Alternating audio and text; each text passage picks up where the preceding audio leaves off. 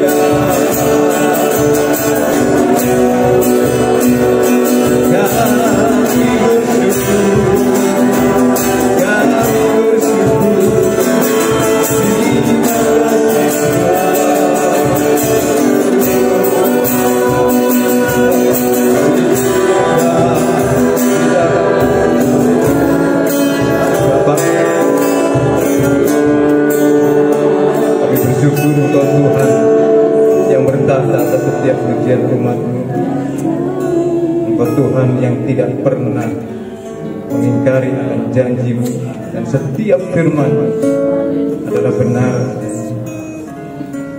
Kami sungguh rindu merasakan kehadiran-Mu lebih lagi. Biarlah Engkau Tuhan datang melawat setiap kami. Mari kita sama-sama katakan, Kudus, Kuduslah, Kuduslah Tuhan, Allah semesta alam. Kudus, Kuduslah, Kuduslah Tuhan, surga bumi menyembah.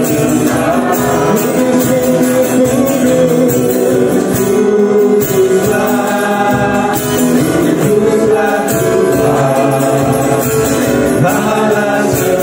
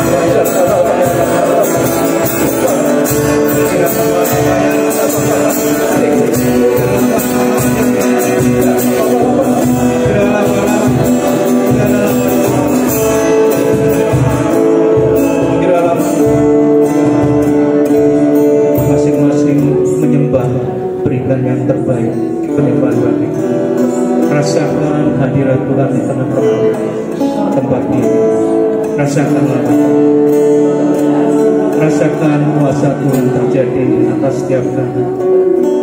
Apapun yang menjadi persoalan setiap kami, percaya pagi hari ini semua diselesaikan Tuhan. Kira-kira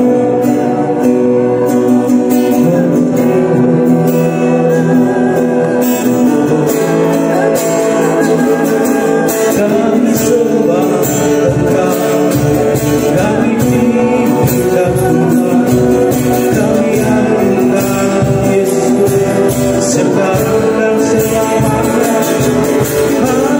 Haleluya, ku memuji Engkau,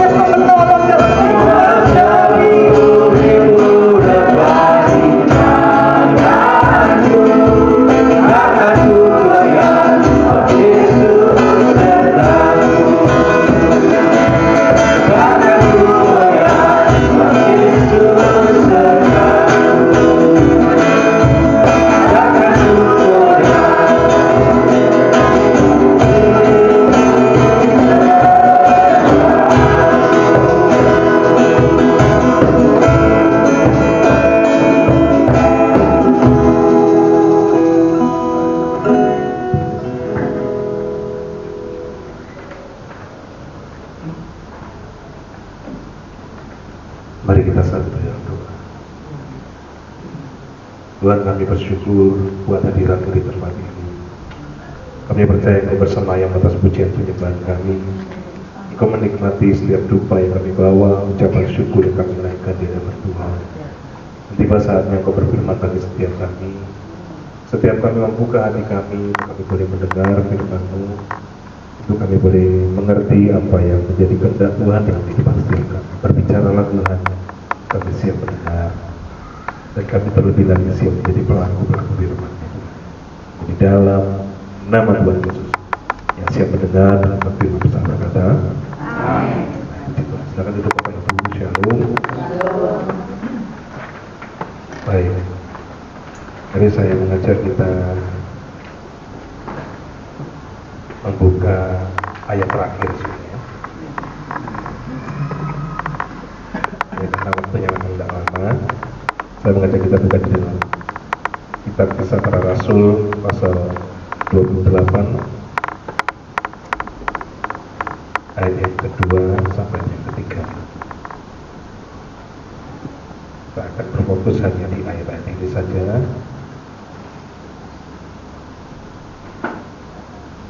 Satu sampai 2 juga ya.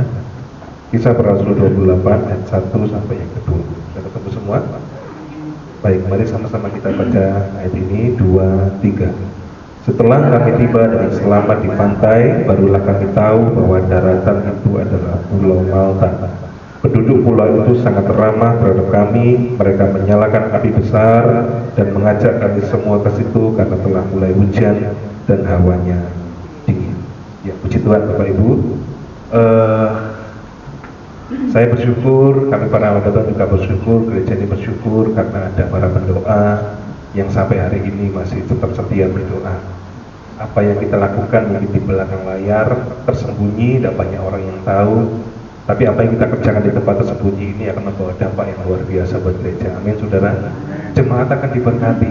Kehadiran Bapak Ibu sebagai pendoa di tempat ini membawa kehangatan buat gereja ini.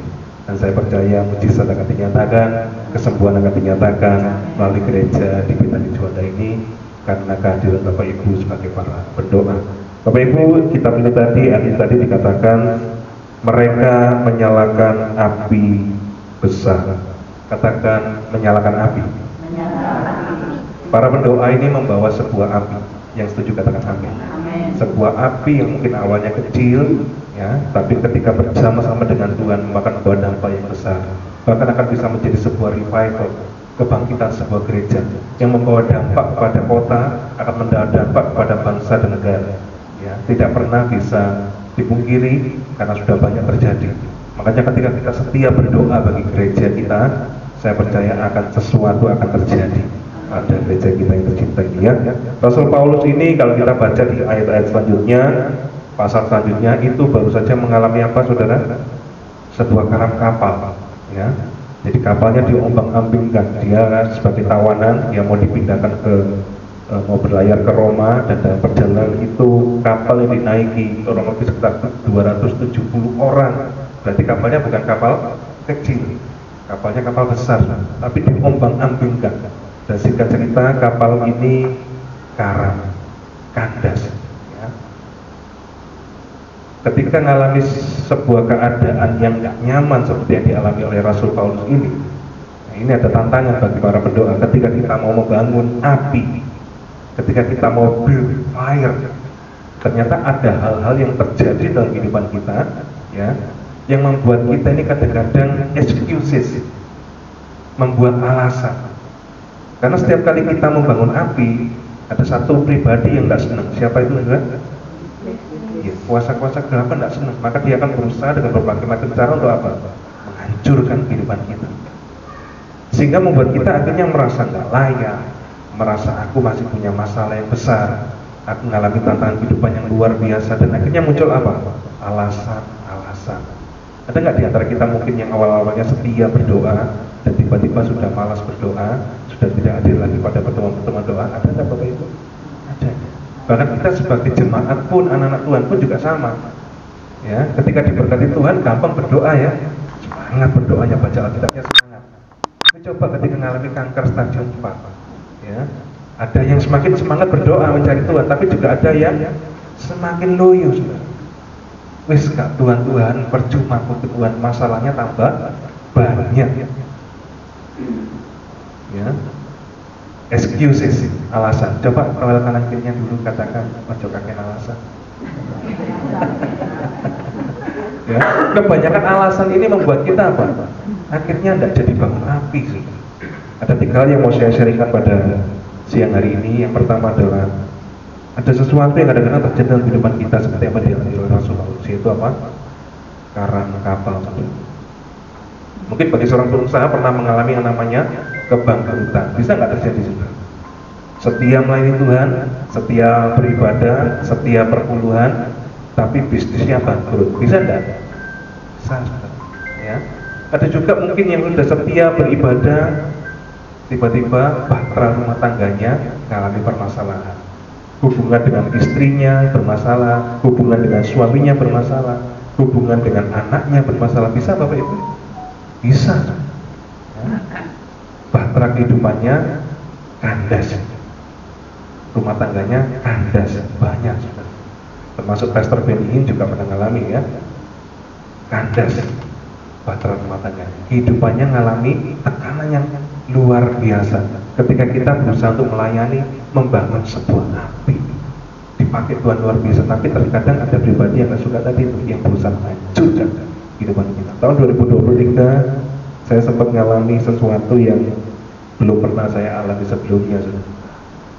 Ya, ibu saya yang terkasih berpulang bulan Desember 2023, mama saya terkasih, dan itu sebuah benturan yang luar biasa yang cukup mengandaskan hidup saya juga. Ya, sebagai anak, ya, tidak pernah terjadi ya, kehilangan orang tua. Kehilangan papa saya masih kecil, umur 1 tahun, jadi nggak terasa, nggak ngerti kan. Tapi ketika sudah usia 43 tahun kehilangan mama, itu sesuatu yang drastis. Ya, ibu saya tiba-tiba saja satu pagi itu badannya kuning. Ya, waktu nyuapin baby saya, ya, kasih makan bubur, saya lihat tuh, mama kok kuning ya? Terus langsung beliaunya lari ke kaca, dilihat tuh, iya, kuning. Ya, dan akhirnya segera saya bawa ke mitra keluarga Waru, kami periksa di sana di USG, dan ternyata ada batu yang menyumbat di saluran antara hati ke empedunya, dan lebih tepatnya di saluran yang dekat ke hati. Jadi cairan yang di dalam hati nggak bisa mengalir ke empedu, karena buntu total itu mengalir ke seluruh tubuh. Akhirnya badannya kuning, bilirubinnya meningkat. Ya, manusia normal bilirubinnya 1,7. Ya, tapi mama saya waktu kuning yang pertama itu sudah di angka 5 sudah. Ya, dan semakin hari meningkat sampai 23. Jadi seluruhnya kuning, matanya kuning, semuanya kuning.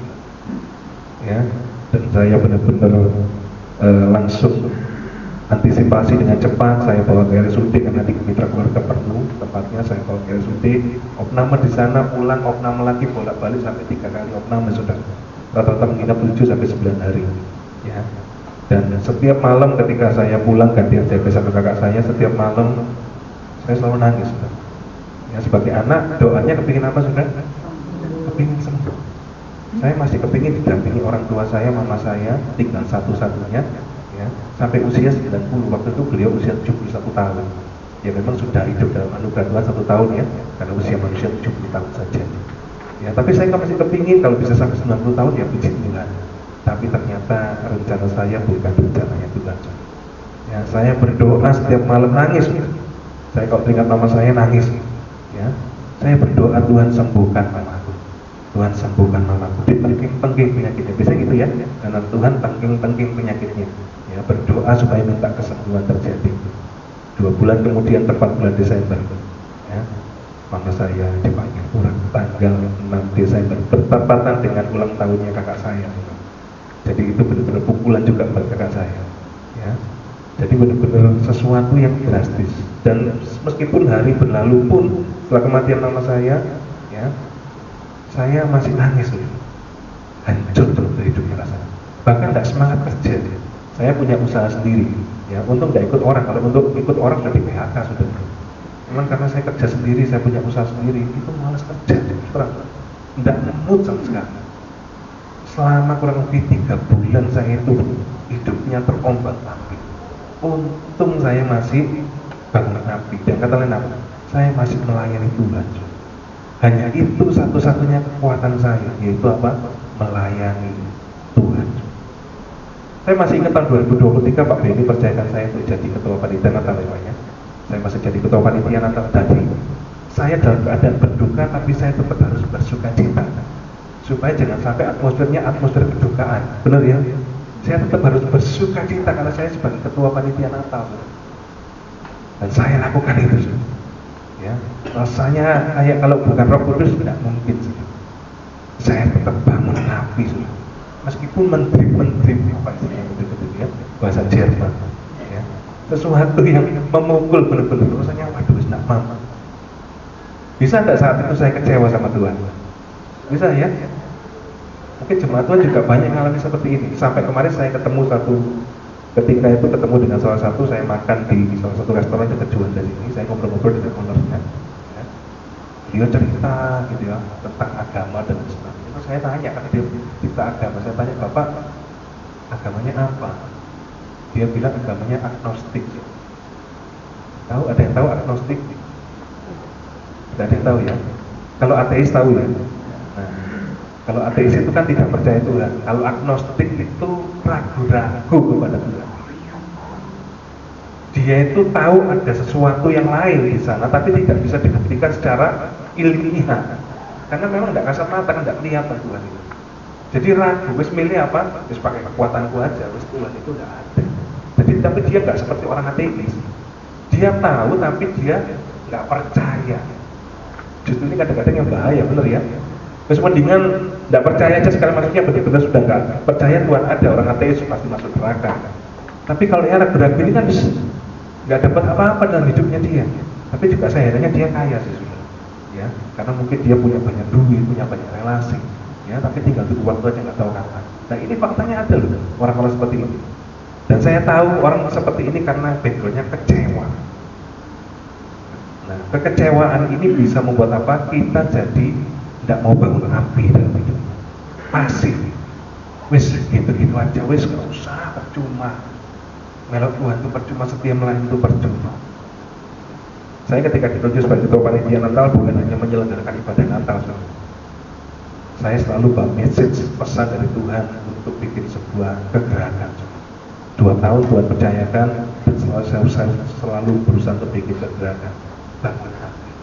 Yang tahun 2023 ketika mama saya berpulang, apa yang saya kerjakan bersama dengan teman-teman panitia, kami berusaha memperjuangkan sekolah-sekolah supaya anak-anak sekolah itu boleh tampil lagi di ibadah raya, boleh melayani lagi. Karena tahun sebelumnya dilarang, nggak boleh melayani, kasihan. Jadi kami berdoa, didukung oleh tim doa semuanya untuk apa? Supaya anak-anak sekolah minggu ini boleh kembali melayani Tuhan. Dan puji Tuhan, akhirnya mereka melayani Tuhan lagi, tampil di Natal. Dan kalau saya tidak salah besok minggu kayaknya mereka tampil di ibadah raya Pak Bini ya. Ini karena perjuangan sudah, perjuangan doa yang seharusnya sudah nggak mungkin. Karena sekolah minggu dipisahkan dari ibadah raya dipisahkan. Mereka hanya boleh di atas. Tapi kami berdoa dengan keadaan yang sudah sepertinya tidak mungkin, kami berdoa. Yang tahun 2024 kemarin kami juga sama, bukan sedang merayakan perayaan Natal yang hingar-bingar, enggak. Saya bawa pesan apa? Youth dan Teens supaya dibuka kembali di Petani Juanda. Saya percaya Bapak Ibu semuanya setuju kalau anak-anak kita bisa tiba di tempat ini, amin. Kita bawa dalam doa.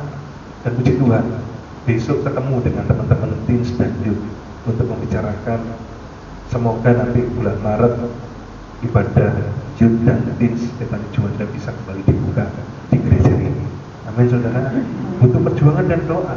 Banyak sekali yang Tuhan yang sudah wis tidak usah, kayaknya tidak mungkin, nggak perlu diperjuangkan. Nah ini nggak bangun api, sudah apa? Dingin. Karena apa? Kecewa. Karena apa? Wis nggak mungkin ini terjadi. Benar ya?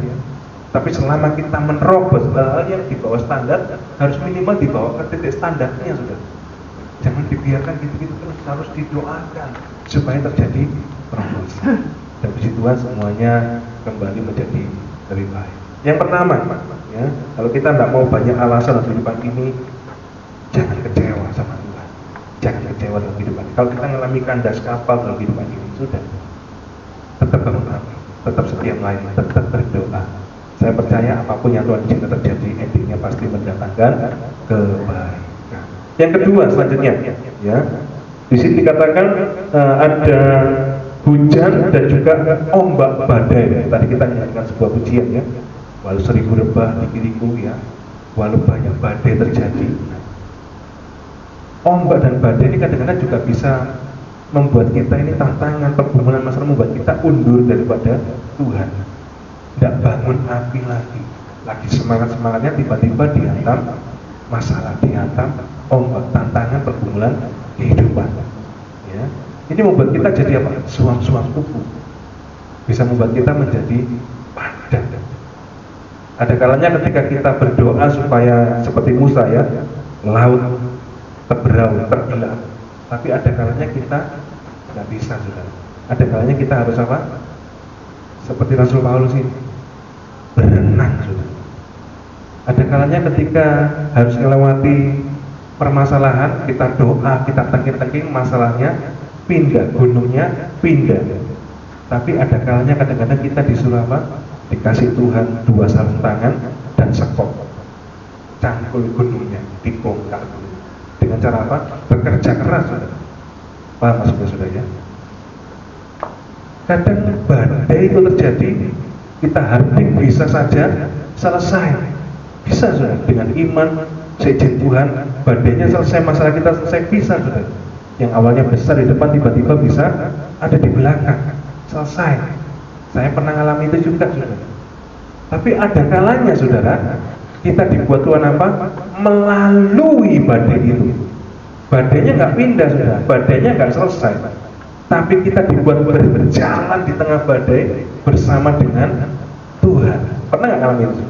Saya yakin Bapak Ibu pernah, karena lebih senior daripada saya. Sudah banyak makan asam garamnya dunia kehidupan, ya. Kadang bisa selesai, kadang harus bertubi-tubi berjalan di tengah badai itu. Tapi percaya, Tuhan menjanjikan penyertaan. Tuhan tidak pernah menjanjikan langit selalu biru, benar, ya. Akan ada badai yang dijanjikan penyertaan Tuhan. Makanya jangan menyerah, tetap bangun api. Amin, saudara. Karena hal-hal ini akan membuat kita, wis Tuhan, aku ini kok sudah bangun api, sudah berkontribusi buat gereja, berpelayanan, kok aku mengalami masalah seperti ini? Ngapain? Sama saja dengan yang lain. Ya. Jangan putuskan untuk tetap membangun api. Jangan kakean alasan. Yang ketiga, yang terakhir, saudara, ya. Yang pertama tadi kandas kapal, yang kedua ombak badai terjadi, yang ketiga hal-hal yang bisa membuat kita menjadi bakal membangun api adalah hujan, saudara. Mereka menyalakan api besar dan mengajak kami semua ke situ karena telah mulai hujan dan hawanya dingin. Saudara, kalau proses bangun api, ya sudah bisa bayangkan, ya. Kalau misalkan mau bakar jagung, arang dibakar dan sebagainya, terus tiba-tiba hujan, kira-kira mati enggak apinya? Sulit enggak? Kayaknya kan mustahil, sudah. Kondisi hujan, hawanya dingin, kita bangun api. Ini kayaknya seperti sesuatu yang sudah mustahil terjadi karena sudah melawan apa? Nature-nya alam. Nggak mungkin bisa dirubah, saudara. Nah, ini kadang-kadang menjadi alasan, Pak, saya ini sudah nggak layak untuk melayani Tuhan karena hidup saya ini bobrok, hidup saya kotor. Berapa banyak anak Tuhan yang ketika jatuh dalam dosa malah apa? Meninggalkan Tuhan, benar, ya? Lari dari pelayanan, lari dari gereja, hidupnya tambah rusak, saudara. Tapi yang seharusnya kita justru malah apa? Justru datang kepada Tuhan dengan keadaan kita masih berdosa, kita masih kotor. Datang justru, jangan malah tinggalkan Tuhan. Saya percaya kasih Tuhan akan menerima kita. Amin, saudara. Kita diterima bukan karena kebaikan kita. Kita diterima bukan karena apa yang kita lakukan, melakukan baik atau melakukan jahat. Kita dikasihi Tuhan karena apa yang Tuhan sudah lakukan buat kita. Amin, saudara. Bukan apa yang kita lakukan, tetapi apa yang Tuhan lakukan. Dia sudah mati di kayu salib buat saudara dan saya. Kasih-Nya tidak pernah berkurang karena pelanggaran kita, dan tidak pernah bertambah karena kebaikan kita. Kasih Tuhan itu cukup bagi yang percaya dengan amin. Iya, makanya anak-anak Tuhan ketika kita jatuh dalam doa, seperti jatuh dalam dosa, seperti kisah di Kejadian 3, waktu Adam jatuh ke dalam dosa, Tuhan kan tanya nih, ya benar ya, Tuhan tanya ya, apakah Tuhan tanya, kok bisa kamu jatuh dalam dosa? Apakah tanya seperti itu? Kok bisa kamu makan buah itu? Kenapa kamu makan itu? Apa tanya itu, saudara? Yang ditanya apa? Kenapa? Di mana kamu ada? Enggak ditanya, kok bisa kamu makan? Enggak ditanya, kenapa kamu makan? Makanya gereja Tuhan harus ketika ada orang-orang yang berdosa datang, karena gereja ini bengkel, sudah Bapak Ibu ya, bukan tempat hanya orang-orang kudus yang pakai jubah-jubah kekudusan dan bisa menghakimi orang-orang berdosa. Kita sama-sama orang berdosa yang dibenarkan oleh Tuhan. Amin. Jangan hakimi saudara. Ketika mereka datang, mereka hidupnya masih compang-camping, peluk mereka dengan kasih. Karena Tuhan nggak pernah permasalahkan, ya. Kenapa kamu lakukan itu? Ya. Kok bisa kamu lakukan itu? Nggak pernah. Yang ditanya di mana kan? Ada ngapain? Sembunyi di semak-semak, sudah. Takut karena dia apa? Telanjang. Biarlah ketika kita jatuh di dalam dosa, kita yang diketahui Tuhan sembunyi di tempat sembunyi, mungkin masih melakukan dosa di tempat sembunyi, tapi biar dirubah Tuhan, ketemu Tuhan juga in the secret place, di dalam tempatnya Tuhan yang tersembunyi. Apa yang tersembunyi bersama dengan Tuhan akan disingkapkan kemuliaan Tuhan yang luar biasa. Amin, saudara. Tetap bangun api di tempat yang tersembunyi bersama dengan Tuhan, di mana orang-orang nggak ada yang tahu apa yang sudah lakukan. Ketika saya mengalami masalah di dalam dunia pelayanan, ketika saya ditendang dari dunia pelayanan, yang saya lakukan apa? Saya nggak bales, saudara. Saya masuk kamar saya berdoa. Pembalasan bukan milik saya, pembalasan itu haknya Tuhan. Saya kembalikan. Saya berdoa. Saya cuma ngomong, Tuhan, hancurkan dominasi manusia di dalam gereja. Biarlah hanya Tuhan yang mendominasi. Amin. Bukan kehendak manusia, tapi kehendak Tuhan yang terjadi. Dan doa saya dijawab Tuhan. Apa yang saya lakukan di tempat tersembunyi, dinyatakan kemuliaan Tuhan. Tuhan singkapkan semuanya. 2 tahun terjadi pemulihan dalam hidup saya, saudara. Ya, 2 tahun saya dipulihkan Tuhan. Dan orang yang melakukan kejahatan pun juga diproses sama Tuhan. 2 tahun kemudian sama, ya, pembalasan bukan milik kita. Biarkan itu menjadi bagiannya Tuhan. Datang kepada Tuhan, Bapak Ibu. Kadang-kadang ketika kita gagal, datang aja sama Tuhan. Bangun api kembali. Meskipun kecil, meskipun cuma percikan, tapi bersama dengan Tuhan itu akan menjadi sebuah api kebanggaan rohani yang luar biasa. Dan ingat, ketika nanti kita doa-doa kita banyak dijawab, Bapak Ibu, api itu bukan datangnya dari kita. Yang setuju katakan amin. Api itu datangnya hanya dari Tuhan saja. Biarlah dia menjadi inisiator. Ketika inisiatornya Tuhan, tugas kita apa? Menjaga api itu tetap menyala. Ketika api kebangunan rohani itu terjadi di gereja Juanda, terjadi di Sidoarjo, jaga apinya. Bukan kita yang bangun apinya. Tugas kita hanya memberikan diri, ya, bersama dengan Tuhan kita bangun. Tapi api yang sesungguhnya datangnya dari Tuhan. Dan biarlah kebangunan rohani terjadi atas gereja kita, atas kota kita, atas negara Indonesia. Lakukan 3 hal ini. Jangan sampai kekecewaan, ya, masalah kebutuhan kehidupan kita, ya, dan juga hujan, hal-hal yang tidak mungkin dilawan itu memadamkan api kita. Saya tutup dengan sebuah kesaksian pengalaman saya. Saya pernah mengalami kebakaran di rumah. Ada yang pernah mengalami kebakaran rumah? Pernah, Bu ya? Mengerikan ya, Bu ya? Iya. Rumah saya di sini, sebelah sini sudah di perumahan di sebelah gereja ini di Juanda. Ya. Saya masih baru menempati 3 tahun ini. Dapurnya kebakaran sudah. Jam 4:30 pagi, bayangkan saya masih sudah lelap. Ya, waktu itu masih ada mama saya masak, ya. Tiba-tiba, nyaut sudah. Karena mama saya itu almarhum pakai wajan yang kecil, ya, wajan yang kecil, terus tiba-tiba miring, ya, minyaknya kena api, apinya kan dilat kan, dilat itu bahasa apa ya? Jadi menjilat itu naik.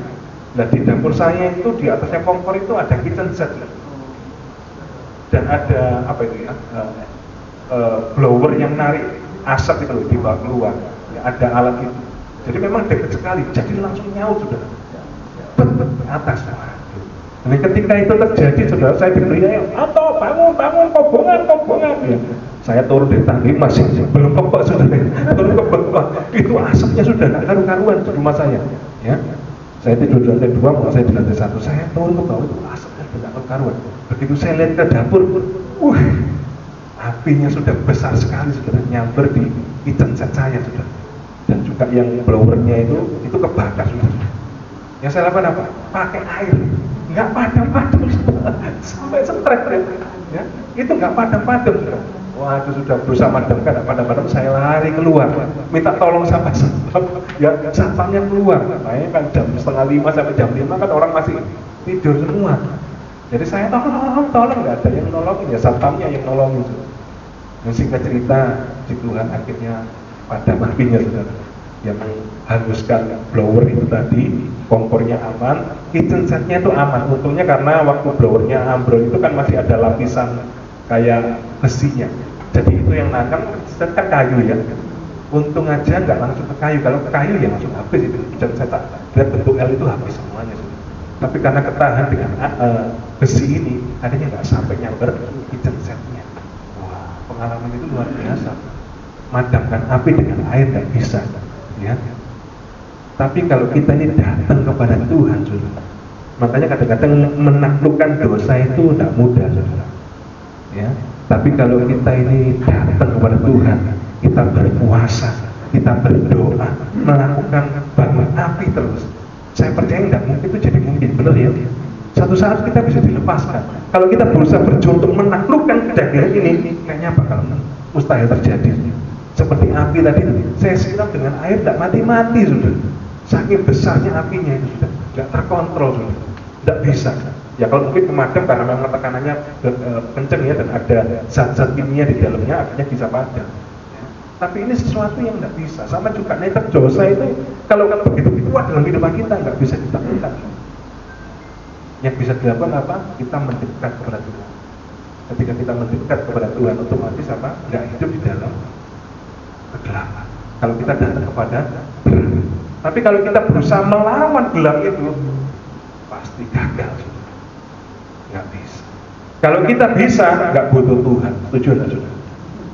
Nggak butuh Roh Kudus kalau kita bisa.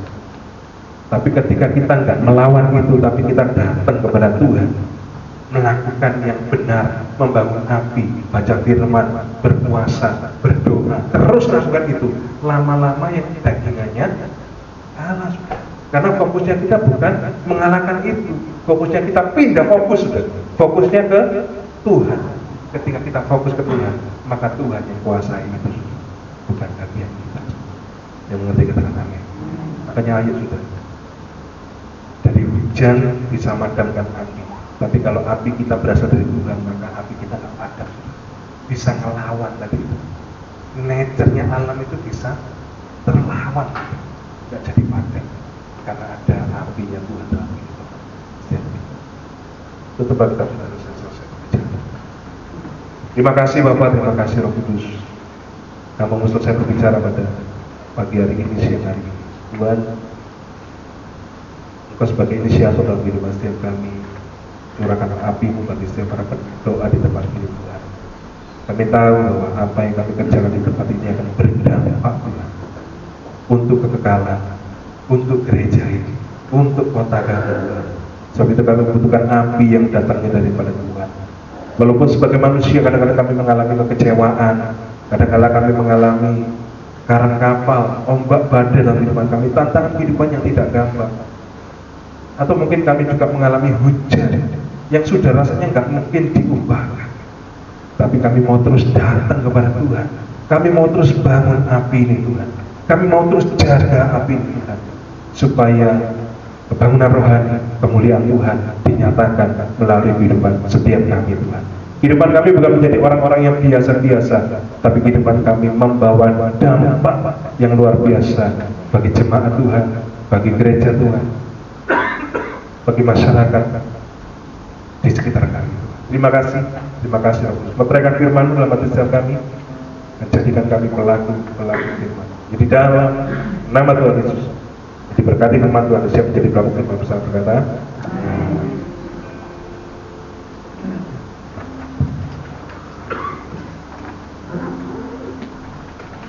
Bapak Ibu diberkati dengan firman Tuhan. Terima kasih Pak Tok buat firman yang sungguh boleh memberkati kami. Apapun yang menjadi badai persoalan di hidup setiap kita, puji Tuhan kita punya Tuhan yang sungguh mengasihi. Ketika badai itu melanda, kita bersandar pada Tuhan. Hanya Yesuslah itu kekuatan kita, tempat perlindungan kita. Kasih-Nya sejauh langit dari bumi, begitu besar kasih Allah, seperti itu. Amin. Kita sambut pujian firman Tuhan dengan satu pujian. Engkaulah kekuatanku.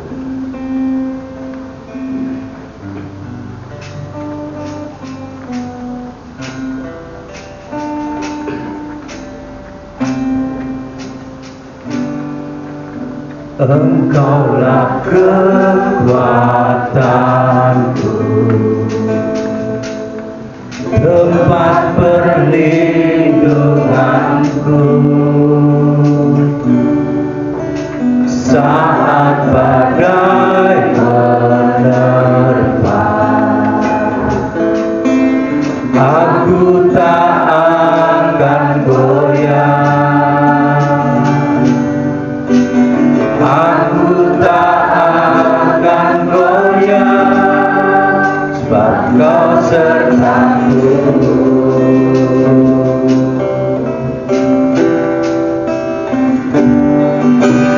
Engkaulah kekuatanku, tempat perlindunganku, saat badai menerpa, aku tak akan goyah. Aku tak akan goyah, Kau sertaku. Sejauh langit